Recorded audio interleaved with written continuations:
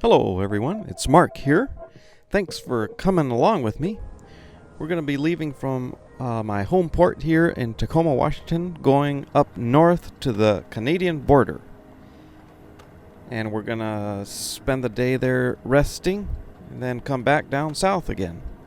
And just that fast, we're there at the border crossing with Canada. It was about a 2.5 hour drive. Gotta wait my turn here to get to the booth. And when we get up to the booth, he scans a barcode that lists everything that I've got on my trailers. And if everything clears customs okay, we go straight through like that truck in front of us. And if not, we turn right. But today everything was good. So on the way to the hotel, after dropping off my load, I stop at this park called Mackin Park in Coquitlam, British Columbia. Now this park used to be owned by the lumber mill here in the city back in the 1920s, 30s, and early 40s. And they had a baseball diamond here. They had their own baseball team called the Circle F. They used to play teams with Seattle and teams from Westminster and Vancouver. Every Sunday they'd have a game, and people would come and fill the stands to watch the games for about 10 cents each. But around 1943, they gave the park to the city, and the city now owns it and seems to be running it quite nicely. They've got a nice skate park and some tennis courts.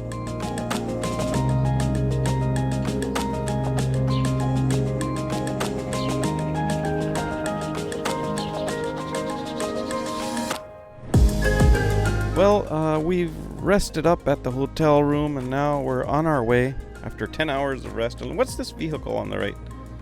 That's odd. It takes up 2 lanes, and I think it has something to do with farming. There's some blueberry farms around.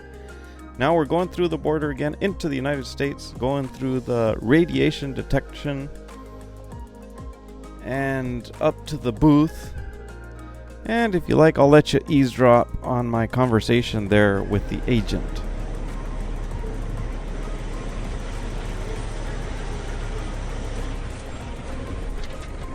Hello, how are you?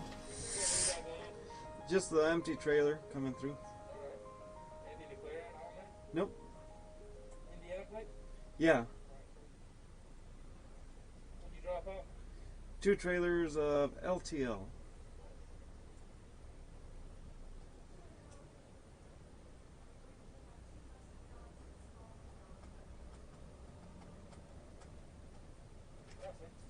Thank you. You too.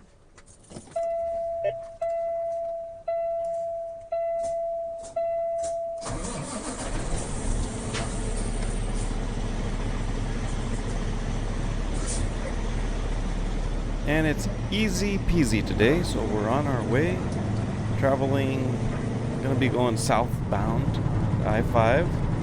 I'll stop at a rest area that's coming up ahead so I can get my dispatch, call my dispatcher and see where I'm going from here.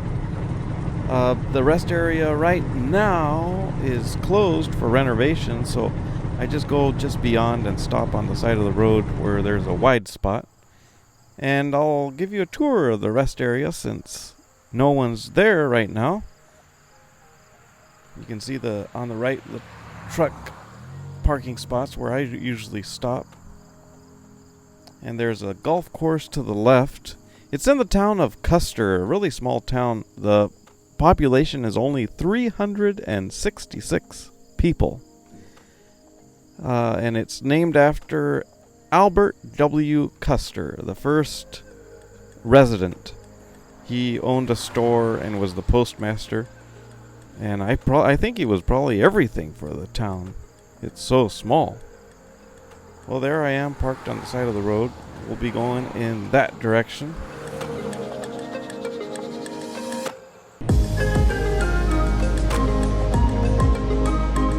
I didn't do all this on the same day, but I am giving you a pretty good representation of what a trip is like. So we're just going to stop This time we're going to stop at Lake Samish. Not to be confused with Lake Sammamish. Lake Samish is pretty well populated. All around it has residences, houses, except right here where you can see there's a street right behind the tree line. Anyway, it's named Lake Samish in honor of the Samish tribe. They also inhabited the circumference of the lake back in pre-colonial days. But then the first settlers came. Charlie Barnes, who settled on the west side.